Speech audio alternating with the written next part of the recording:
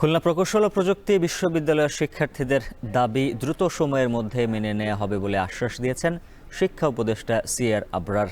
তবে দাবি না মানা পর্যন্ত অনশন চালিয়ে যাওয়ার ঘোষণায় অনড় শিক্ষার্থীরা। এ বিষয়ে বিস্তারিত জানাতে ক্যাম্পাস থেকে যুক্ত আছেন সহকর্মী রামিম চৌধুরী। রামিম, জানাবেন, শিক্ষা উপদেষ্টার সঙ্গে তো আলোচনা হলো, কিন্তু সমাধান তো এখনো দেখা মিলছে না। শিক্ষার্থীরা এখনো কি বলছেন?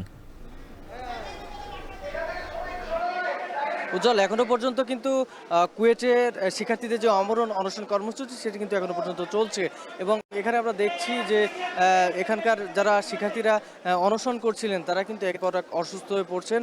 এরই মধ্যে কিন্তু প্রায় ৪৪ ঘন্টা পার হয়ে গেছে তারা অনশন করছেন। এবং এখানে আপনি দেখতেই পাচ্ছেন যে এখানে যে কয়েকজন অনশন করছিলেন তাদের মধ্যে অনেকেই দেখেছি আমরা পাশে একটি মেডিকেল সেন্টার করা হচ্ছে, সেখানে কিন্তু নেওয়া হচ্ছে একের পর এক, এবং তাদেরকে নিয়ে সেখানে নিয়ে কিন্তু স্যালাইন দেওয়া হচ্ছে। এখানে কিছুক্ষণ আগে আমরা দেখেছি যে শিক্ষা উপদেষ্টা আসছিলেন সিআর আকবর। তিনি কিন্তু আজকে একটি বিষয় বলেছেন যে শিক্ষার্থীদের যে এখানে একটি তদন্ত কমিটি করা হয়েছে, সেই তদন্ত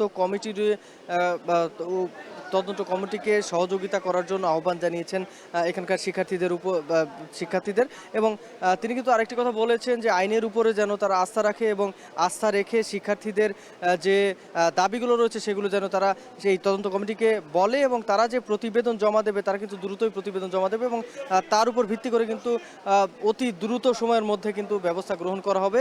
এবং এসব কথা বলে তারা কিন্তু এই যে শিক্ষার্থীদেরকে অনশনের থেকে সরে আসার জন্য আহ্বান জানিয়েছেন। তবে এখানকার যে অনশনরত শিক্ষার্থীরা তারা কিন্তু মানতে নারাজ। তারা যেটি বলছেন যে মূলত তাদের দেওয়া যে এক দফা কর্মসূচি সেটি কিন্তু তারা আদায় করেই ছাড়বেন, এবং এই কর্মসূচিতে এই যে তাদের যে দাবি সেই দাবি যতক্ষণ না পর্যন্ত মানা না হবে ততক্ষণ পর্যন্ত তারা আন্দোলন করবেন। বর্তমান যে ভিসি মোহাম্মদ মাসুদ, তার পদত্যাগের যে এক দফা দাবি এখনো পর্যন্ত কিন্তু চলছে। শিক্ষার্থীরা যেটি বলছেন যে কুয়েটের যে ভিসি তিনি কিন্তু শিক্ষার্থীদের নিরাপত্তা দিতে ব্যর্থ হয়েছেন, এবং এই ভিসি কিন্তু নিরাপত্তার এই যে ব্যর্থতার যে দায়, সেই ব্যর্থতার দায় স্বীকার করতেও কিন্তু তিনি অস্বীকার করেছেন। এর আগে আমরা দেখেছি গত 13 তারিখে শিক্ষার্থীরা কিন্তু বিশ্ববিদ্যালয়ে আসা শুরু করেছে, এবং তারপরে কিন্তু তারা 2 দিন ধরে আন্দোলন করেছে হলগুলো খোলার জন্য, কিন্তু হল খোলা হয়নি, এবং যার ফলে কিন্তু তারা রাস্তায় থাকতে বাধ্য হয়েছে শিক্ষার্থীরা। এবং তারপরে তারা যে হলগুলো ছিল হলগুলো কিন্তু তারা তালা ভেঙে হলে প্রবেশ করেছে।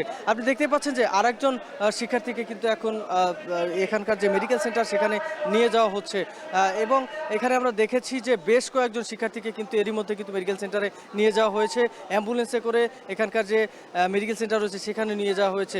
এবং এই যে অনশন স্থল রয়েছে, অনশন স্থলের ঠিক পাশেই কিন্তু একটি অস্থায়ী মেডিকেল ক্যাম্পও করা হয়েছে এখানে।